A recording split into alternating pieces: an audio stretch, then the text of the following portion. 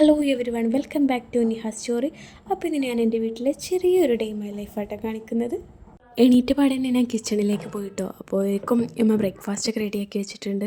സത്യം പറഞ്ഞാൽ നമ്മൾ വീട്ടിലൊക്കെ നിൽക്കുമ്പോൾ ഏറ്റവും കിട്ടുന്നൊരു ഹാപ്പിനെസ്സാണ് വേഗം എണീക്കുക, നമ്മളെ മുന്നിൽ ബ്രേക്ക്ഫാസ്റ്റൊക്കെ റെഡി ആയിക്കുക അല്ലേ. ഇത് ഇന്നലെ ഞങ്ങൾ കോഴിട്ട് മിനി മുട്ടി കിട്ടോ. അപ്പോൾ ഇതിൻ്റെ ഒരു വലുപ്പം കണ്ടപ്പോൾ ഞങ്ങൾ ഒരു കൗതുകം തോന്നി. അപ്പോൾ നിങ്ങളെ കാണിക്കാമെന്ന് കരുതി. അതിൻ്റെ റീസൺ എന്താ അറിയില്ല. അപ്പോൾ ഈ ഫോണിൽ കളറ് ചെറുത്. അപ്പോൾ ഇന്ന് ലഞ്ചിന് ഞാൻ അമ്മാനോട് നിൻ്റെ വകയായിക്കോട്ടെ പറഞ്ഞു കേട്ടോ. അപ്പോൾ ഞാൻ ഹസ്ബൻഡിൻ്റെ ഹോമിൽ 2 പ്രാവശ്യം ഉണ്ടാക്കി സക്സസ്ഫുള്ളായിട്ടുള്ള റെസിപ്പിയായിരുന്നു ഫ്രൈഡ് റൈസ്. അപ്പം ഞാൻ ഇവിടെ ഒന്ന് ട്രൈ ചെയ്യാമെന്ന് കരുതി. സംഭവം ഞാൻ വലിയ കുക്കിംഗ് ഒന്നുമില്ല കേട്ടോ. എനിക്ക് കല്യാണത്തിന് മുന്നേ കുക്കിങ്ങിൻ്റെ ഒരു ABCD അറിയാത്ത ഞാനാണ് ഇതൊക്കെ ചെയ്യുന്ന പറയുമ്പോൾ എനിക്കെന്നൊരു അത്ഭുതം കേട്ടോ. കാരണം എനിക്ക് കല്യാണത്തിന് മുന്നേ അങ്ങനെ എടുക്കേണ്ട ആവശ്യം വന്നിട്ടില്ല. കാരണം എനിക്ക് മൂത്ത 2 താത്താരുണ്ടായിരുന്നു, പിന്നെ നാത്തൂനൊക്കെ ഉണ്ടായതുകൊണ്ട് നമ്മൾ അങ്ങനെ അതിൻ്റെ ആവശ്യം വന്നിട്ടില്ല. ഞാൻ കിച്ചണിലൊക്കെ ഫുഡ് കഴിക്കാൻ പോകുന്നല്ലാതെ അങ്ങനെ പോകാറില്ലേനു. ബട്ട് ഇപ്പം ഞാൻ അങ്ങനെയല്ല കേട്ടോ. ഇപ്പം ഞാൻ അത്യാവശ്യമൊക്കെ കുക്കിംഗ് ചെയ്യും. പിന്നെ ഈ റൈസ് ഐറ്റംസൊക്കെ ആണെങ്കിൽ ഞാൻ യൂട്യൂബിലൊക്കെ നോക്കും. അതുകൊണ്ട് പിന്നെ നമുക്ക് അങ്ങനത്തെ ഒരു ടെൻഷനൊന്നുമില്ല. ഇപ്പം നമ്മൾ ഫ്രൈഡ് റൈസൊക്കെ റെഡി ആയിട്ടുണ്ട്. ഈ ടൈമിൽ തന്നെ ഞാൻ കടായി ഉണ്ടാക്കിനു. അപ്പോൾ നമുക്ക് എങ്ങനെ ഉണ്ടെന്നൊക്കെ ചോദിച്ച് നോക്കാം. എന്താവുന്ന അവസ്ഥ അറിയില്ല, കുഴപ്പമൊന്നുമില്ല തോന്നുന്നുണ്ട്. അപ്പം നമ്മൾ ഫ്രൈഡ് റൈസും കടായിയൊക്കെ റെഡി ആയിട്ടുണ്ട് കേട്ടോ. സംഭവം സെറ്റ് ചെയ്യുന്നു, എല്ലാവർക്കും നല്ല ഇഷ്ടപ്പെട്ടു. പിന്നെ കുറച്ചെടുത്ത് ഞാനും എടുക്കുകയാണ്. എങ്ങനെയുണ്ട്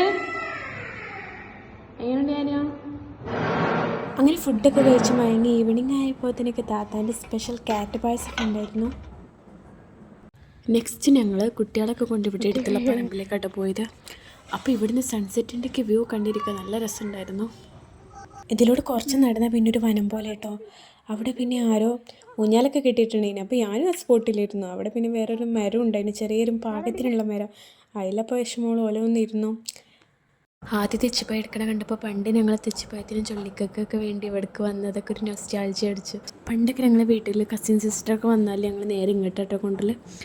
കാരണം നമ്മളെ നാട്ടിൽ വേറെ ഒന്നും കാണിക്കാൻ പറ്റിയ സ്ഥലങ്ങളൊന്നുമില്ല, മെയിനായിട്ട് ഇവിടെ തന്നെ ഉള്ളൂ. പക്ഷെ അന്ന് ഭയങ്കര വൈബായിരുന്നു കേട്ടോ ഇവിടെ. കാരണം ചുള്ളിക്കും പറങ്കി മാങ്ങ പല ടൈപ്പ് മാങ്ങകളൊക്കെ ഉണ്ട്. പക്ഷെ നല്ല രസമായിരുന്നു അന്ന്. ബട്ട് ഇപ്പോഴും അങ്ങനെ ഇല്ല എന്നല്ല, പക്ഷെ ഉണ്ട്. പക്ഷേ ഇപ്പോൾ കുറേയൊക്കെ അങ്ങനെ പോയിട്ടുണ്ട്. ഇപ്പോൾ ഈ ഒരു സൈഡിൽ ഫുള്ള് ഇപ്പോൾ വീടുകളൊക്കെ വന്നതുകൊണ്ട് ഇപ്പോൾ പണ്ടത്തെ ആ ഒരു രസമൊന്നുമില്ല. വീട്ടിലെത്തിയപ്പോഴത്തേനും ഇപ്പം നല്ല ചൂട് കൊക്കവടി നല്ല പോത്ത് മാങ്ങയും കൊടുന്നു കേട്ടോ.